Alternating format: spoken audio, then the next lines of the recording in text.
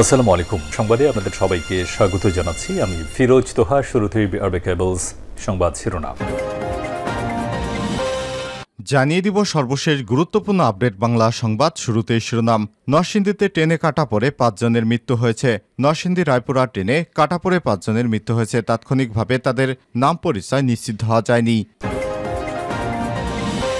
এরপর জানিয়ে দিব সাক্ষাৎকারে ভিপি নুর বললেন, কোটার মাধ্যমে অযোগ্য আমলাতন্ত্র তৈরির চিন্তা করছে সরকার। বর্তমানের প্রেক্ষাপটে কোটা সম্পূর্ণরূপে বাতিল করা উচিত। ২০১৮ সালে কোটা নিয়ে যে কমিটি গঠন করা হয়েছিল, সেই কমিটি কোটা বাতিলের সুপারিশ করে। তাদের মতেই তো কোটা রাখা কোনো যৌক্তিকতা নেই। সেখানে স্বয়ং প্রধানমন্ত্রী সিদ্ধান্ত জানিয়েছেন সংসদে দাঁড়িয়ে যে কোটা থাকবে না। এখন বিশিষ্টজনদের মতামত নিয়ে যদি সরকার মনে করে কিছু জায়গায় কোটা রাখা দরকার, সেটা রাখা যেতে পারে। তবে সরকার যেভাবে বলেছে কোটা উঠানো যাবে না, এটা সরকারের আমলাতন্ত্র তৈরির একটি ষড়যন্ত্র। এদিকে কেবিনে চিকিৎসাধীন খালেদা জিয়া। বিএনপি চেয়ারপারসন খালেদা জিয়া কেবিনে চিকিৎসাধীন। সোমবার ৮ এপ্রিল ভোররাত ৪টা ২০ হঠাৎ করে অসুস্থ বোধ করায় তাকে রাজধানীর এবারকের হাসপাতালে পুনরায় ভর্তি করা হয়েছে। জানিয়ে দিব আজ চীনে যাচ্ছেন প্রধানমন্ত্রী শেখ হাসিনা সোমবার ৮ জুলাই সকালে চীনের রাজধানী বেইজিংয়ের উদ্দেশ্যে রওনা হয়েছেন। এবারে জানাবো চীনা কোম্পানির চোখ ফুলবাড়ির কয়লা খনিতে। ফুলবাড়ি কয়লা খনিতে উন্নয়নে সরকারের সঙ্গে যুক্তরাজ্য ভিত্তিক কোম্পানি জিসিএম রিসোর্স পিএলসির সাবেক এশিয়া এনার্জির সঙ্গে কোনো চুক্তি নেই। বিষয়টি জানার পরে বিতর্কিত এই কোম্পানির হয়ে উন্মুক্ত হয়ে কয়লা তোলার তোড়জোড় শুরু করেছে চীনা কোম্পানি পাওয়ার কনস্ট্রাকশন কর্পোরেশন চায়না। এবং সর্বশেষ জানিয়ে দিব গাজায় ইসরায়েলি মেজর নিহত। ফিলিস্তিনে অবরুদ্ধ উপত্যকায় ইসরায়েলের এক মেজর নিহত হয়েছেন। রোববার ৭ জুলাই গাজার দক্ষিণাঞ্চলের রাফাতে ফিলিস্তিনিদের সঙ্গে যুদ্ধে তিনি নিহত হন। টাইমস অব ইসরায়েলের এক প্রতিবেদনে সব তথ্য জানানো হয়েছে। প্রিয় দর্শক, এতক্ষণ শুনছিলেন সংবাদ শিরোনাম, এবারে বিস্তারিত। তবে তার আগে বন্ধুরা, আপনি কোন স্থান থেকে আমাদের সংবাদটি দেখছেন কমেন্ট করে জানিয়ে দিন এই সংবাদ সম্পর্কে আপনার মূল্যবান মতামত। প্রিয় দর্শক, আপনি যদি আমাদের চ্যানেলে নতুন হয়ে থাকেন, ভিডিওটি দেখতে দেখতে চ্যানেলটি সাবস্ক্রাইব করে রাখুন। আর বন্ধুরা, ভিডিওটিতে একটি লাইক দিয়ে দিন, যাতে করে আমাদের লেটেস্ট আপডেট সংবাদগুলো সবার আগে আপনার কাছে পৌঁছে যায়। এবারে বিস্তারিত। নরসিংদীতে ট্রেনে কাটা পড়ে ৫ জনের মৃত্যু হয়েছে। নরসিংদী রায়পুরা ট্রেনে কাটা পড়ে ৫ জন নিহত হয়েছে। তাৎক্ষণিক তাদের পরিচয় পাওয়া যায়নি। সোমবার ৮ জুলাই ভোরে ৫:৩০টার দিকে উপজেলার পলাশতলী ইউনিয়নের কমলপুরে এর মর্মান্তিক দুর্ঘটনা ঘটে। নরসিংদী রেলওয়ে পুলিশের ইনচার্জ মোহাম্মদ শহীদুল্লাহ বিষয়টি নিশ্চিত করেছেন। স্থানীয়রা জানান, সকালে রেল লাইনের পাশে ট্রেনে কাটা পড়া ৫টি মরদেহ দেখতে পায় স্থানীয়রা। পরে পুলিশকে খবর দেওয়া হলে মরদেহগুলো উদ্ধার করা হয়। ধারণা করা হচ্ছে চিটাগাং মেল ট্রেন বা তুর্না এক্সপ্রেসের ট্রেনে কাটা পড়ে তারা মারা গেছেন। মৃতদের সবাই পুরুষ। কোটার মাধ্যমে অযোগ্য আমলাতন্ত্র তৈরির চিন্তা সরকারের।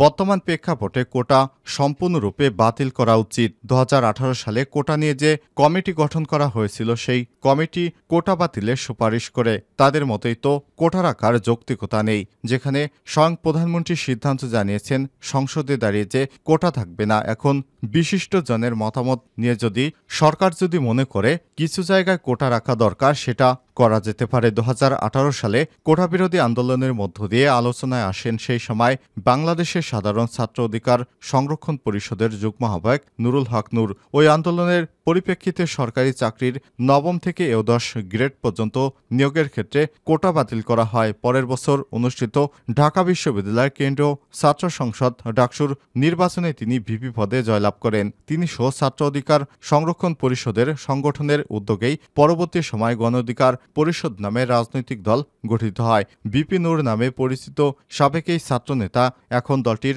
সভাপতি। গত ৫ জুন হাইকোর্টে কোটা বাতিল করে ২০১৮ সালে পরিপত্র অবৈধ ঘোষণা করে সরকারি চাকুরিতে কোটা পুনর্বহালের রায় দিয়েছে হাইকোর্ট। এর প্রতিক্রিয়ায় সেদিন থেকেই আন্দোলনে নেমেছে শিক্ষার্থীদের এক অংশ। বৈষম্য বিরোধী ছাত্র আন্দোলন ব্যানারে পালিত হচ্ছে লাগাতার কর্মসূচি। চাকুরিতে কোটা প্রথার বিরুদ্ধে নতুন করে আন্দোলন গড়ে ওঠার প্রেক্ষাপটে কালবেলার সঙ্গে কথা বলেছেন ২০১৮ সালের আন্দোলনের অন্যতম নেতা ডাকসুর সাবেক ভিপি নুরুল হক নূর। সাক্ষাৎকার নিয়েছেন ঢাকা বিশ্ববিদ্যালয়ের প্রতিনিধি মোহাম্মদ জাফর আলী। কালবেলা আন্দোলন আন্দোলনের পরিপ্রেক্ষিতে 2018 সালে জারি হওয়া পরিপত্র নিয়ে আপনার কি কোনো সন্তুষ্ট আছে? বিপিনুর বলেন, 2018 সালে ছাত্র সমাজের স্বতঃস্ফূর্ত অংশগ্রহণে সংগঠিত আন্দোলনের প্রেক্ষাপটে প্রধানমন্ত্রী সংসদে দাঁড়িয়ে বলেছিলেন যে সরকারি চাকরিতে কোনো কোটাই থাকবে না। আমরা সেই বক্তব্য সিদ্ধান্তকে স্বাগত জানিয়েছিলাম। পরে সরকার কোটার বাস্তবতা বিবেচনা করার জন্য জনপ্রশাসন সচিবের নেতৃত্বে 7 সদস্যের একটি কমিটি গঠন করে দিয়েছিলেন। তাদের প্রতিবেদনে সুপারিশ করেছিলেন যে সামাজিক এবং আর্থিকভাবে পিছিয়ে পড়া জনগোষ্ঠীকে এগিয়ে নিতে বিভিন্ন ধরনের প্রকল্প বা উদ্যোগ নেওয়া যেতে পারে, কিন্তু কোনো চাকরিতে কোটা রাখা উচিত নয়। সেদিকে বিবেচনায় আমরা ভেবেছিলাম প্রধানমন্ত্রী কোটা বাতিলের সিদ্ধান্তই বহাল থাকবে। পরে সেটা না হয়ে আন্দোলনকারীদের উপর দফায় দফায় হামলা করা হয়। তখন আমরা শারীরিক এবং মানসিকভাবে বিপর্যস্ত হয়ে যাওয়ার কারণে 2018 সালের পরিপত্রের সিদ্ধান্তের ব্যাপারে ভেবেছিলাম যে যতটুকু হয়েছে ততটুকুই থাক, পরবর্তী সময় আবার যৌক্তিকভাবে উত্থাপন করা গেলে হবে। কিন্তু দুঃখজনক হলেও সত্য যে সেই আগের পরিপত্রটাও বাতিল করা হয়েছে। আমার মনে হচ্ছে চলমান রাজনৈতিক বিষয়গুলো আড়াল করা কিংবা কোনো রাজনৈতিক ফায়দা নেওয়ার জন্যই বিষয়টি সামনে আনা হয়েছে। কেবিনে চিকিৎসাধীন খালেদা জিয়া। বিএনপি চেয়ারপারসন বেগম খালেদা জিয়া কেবিনে চিকিৎসাধীন। সোমবার 8 এপ্রিল ভোররাত 4টা 20 দিকে হঠাৎ অসুস্থ বোধ করায় তাকে রাজধানীর এভারকেয়ার হাসপাতালে ভর্তি করা হয়। তার ব্যক্তিগত চিকিৎসক অধ্যাপক এজেডএম জাহিদ হোসেন এসব তথ্য জানিয়েছে। তিনি বলেন, অসুস্থ বোধ করায় ভোররাত 4:15টার দিকে ম্যাডামকে রাজধানীর এভারকেয়ার হাসপাতালে ভর্তি করা হয়েছে। উনি এখন কেবিনে চিকিৎসাধীন। এভারকেয়ার হাসপাতালে হৃদরোগ বিশেষজ্ঞ অধ্যাপক ডক্টর শাহাবুদ্দিন তালুকদারের তত্ত্বাবধানে একটি মেডিকেল বোর্ড খালেদা জিয়ার চিকিৎসার দায়িত্ব নিয়েছে। গত 22 জুন গভীর রাতে হঠাৎ অসুস্থ হয়ে পড়লে অ্যাম্বুলেন্সে বেগম খালেদা জিয়াকে করোনারি কেয়ার ইউনিট সিসিইউতে ভর্তি করা হয়। পরদিন তার হৃদযন্ত্রে পেসমেকার বসানো সফলভাবে সম্পন্ন হয়। চিকিৎসা শেষে 2 জুলাই এভারকেয়ার হাসপাতাল থেকে তার বাসা গুলশানের ফিরোজায় ফিরে যান বিএনপির চেয়ারপারসন। এর আগে গত বছরের অক্টোবরে যুক্তরাষ্ট্র থেকে 3 জন লিভার বিশেষজ্ঞ এনে তার লিভারে অস্ত্রোপচার করা হয়। 79 বছর বয়সী সাবেক প্রধানমন্ত্রী হৃদরোগ, ফুসফুস, লিভার, কিডনি, আর্থরাইটিস, ডায়াবেটিক সহ বিভিন্ন জটিলতায় ভুগছেন। আজ চীনে যাচ্ছেন প্রধানমন্ত্রী শেখ হাসিনা সোমবার 8 জুলাই সকালে চীনের রাজধানী বেইজিংয়ের উদ্দেশ্যে 4 দিনের রাষ্ট্রীয় সফরে ঢাকা ত্যাগ করেছেন। এই সফর দুই দেশের মধ্যকার সম্পর্ককে কৌশলগত অংশীদারিত্ব থেকে কৌশলগত বিস্তৃত সহযোগিতা অংশীদারিত্বে উন্নয়ন করবে বলে আশা প্রকাশ করা হয়েছে। প্রধানমন্ত্রী এবং তার সফর সঙ্গীদের বহনকারী বিমান বাংলাদেশ এয়ারলাইন্সের একটি স্টার্টার ফ্লাইট আজ বেলা 11টায় হজরত শাহজালাল আন্তর্জাতিক বিমানবন্দর ছেড়ে যাবে। বিমানটি বেইজিংয়ের সময় সন্ধ্যা 6টায় বেইজিং ক্যাপিটাল আন্তর্জাতিক বিমানবন্দরে অবতরণের কথা রয়েছে। প্রধানমন্ত্রী 8 থেকে 11 জুলাই বেইজিংয়ে অবস্থানকালে 10 জুলাই চীনের রাষ্ট্রপতি শি জিনপিংয়ের সঙ্গে দ্বিপক্ষীয় বৈঠক এবং চীনের প্রধানমন্ত্রী লিং কিয়ানের সঙ্গে একটি প্রতিনিধি বৈঠকে অংশগ্রহণ করবেন।